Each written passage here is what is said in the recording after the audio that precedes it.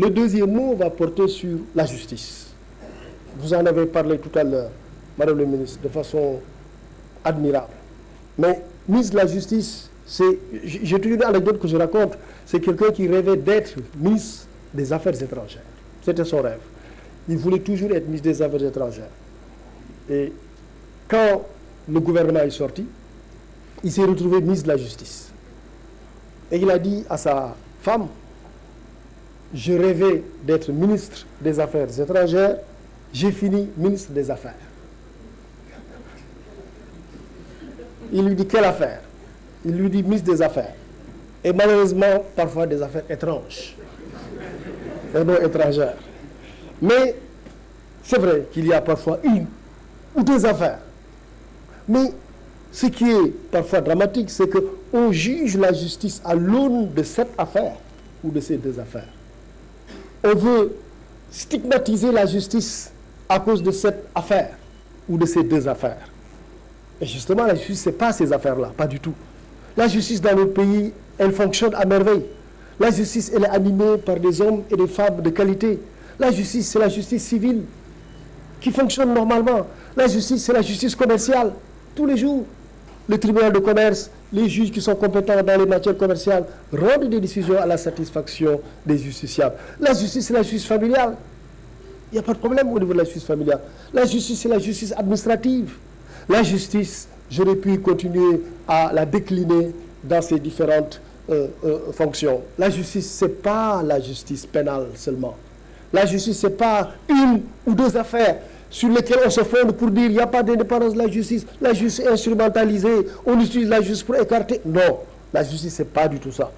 La justice, c'est un service public animé par des hommes et des femmes de qualité qui s'occupent de distribution qualitative de la justice sur l'ensemble du territoire.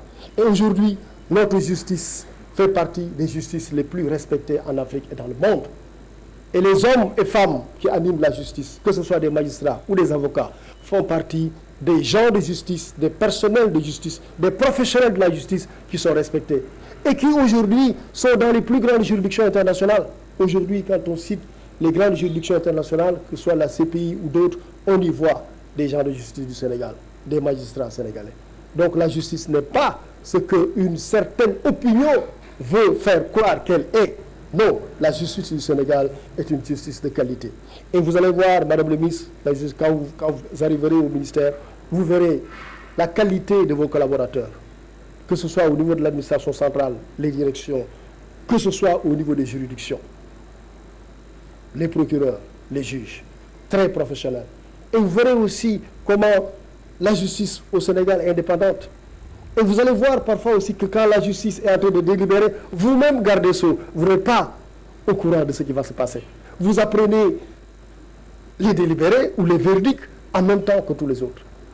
J'ai l'habitude de dire, le meilleur indicateur de l'indépendance de la justice, le meilleur indicateur de l'indépendance de la justice, ce n'est pas tellement les textes, ce n'est pas seulement l'inamovibilité, mais c'est l'imprévisibilité des décisions de justice.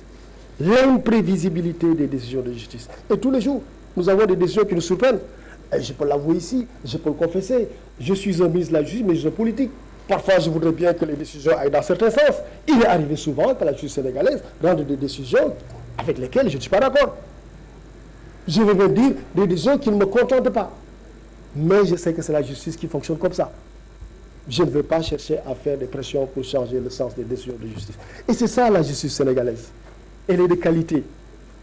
Elle s'exerce normalement. Madame le ministre, les longues détentions dont on parle, c'est 3%. 3%. Vous allez voir les statistiques. Donc voilà, c'est 3%. Tout comme d'ailleurs les femmes. Les femmes, c'est 2,8%. 2,8% sur 13 300 prisonniers au Sénégal. Donc la justice au Sénégal, elle est de qualité. La justice, elle fonctionne normalement. Et vous allez vous en rendre compte. Mais comme je le disais tout à l'heure, il arrive qu'on veuille déformer la justice, qu'on veuille le dire à travers une ou deux affaires. Et je vais terminer, Madame le ministre, Mesdames et Messieurs, distingués invités, je vais terminer par la diplomatie. La diplomatie, elle est complexe, pour moi en tout cas, qui n'est pas en habitude. Mais on va essayer d'y aller avec des idées simples. Vous devinez que je parodie ici le général de Gaulle parlant de l'Orient. On va y aller avec des idées simples. Et je pense que le mode d'action va être très simple. Ça va être essentiellement la continuité. Parce qu'encore une fois, vous avez été un excellent ministre de la Justice, ministre des Affaires étrangères. Et hier, les ministres qui sont là peuvent en témoigner. Lorsque je faisais ma première communication sur la diplomatie dans le monde, etc., en Conseil des ministres, j'ai commencé par avouer que je n'avais pas votre talent. Et n'ayant pas votre talent, je ne pouvais pas faire le tour du monde en 5 minutes. Voilà. Et donc, je préfère consacrer 5 minutes à une partie du monde. Mais vous, vous avez le talent toujours de faire le tour du monde en 5 minutes. Il faudrait que vous ayez une navette aussi plus efficace. Voilà. Et donc, je disais qu'au fond, ça va être la continuité. Parce que nous avons vu la diplomatie animée par le président Macky Sall depuis quelques années avec son ministre des Affaires étrangères. Nous avons vu cette diplomatie rayonner dans le monde. Nous avons vu cette diplomatie respectée dans le monde. Nous avons vu cette diplomatie briller. C'est pour ça qu'au fond, pour moi, je trouve que je suis en terrain largement défriché. Je sais que je ne serai pas fatigué. Je sais que je vais marcher comme sur du velours. Parce que je vais marcher très humblement sur vos pas. Je ne vais pas essayer d'inventer des méthodes.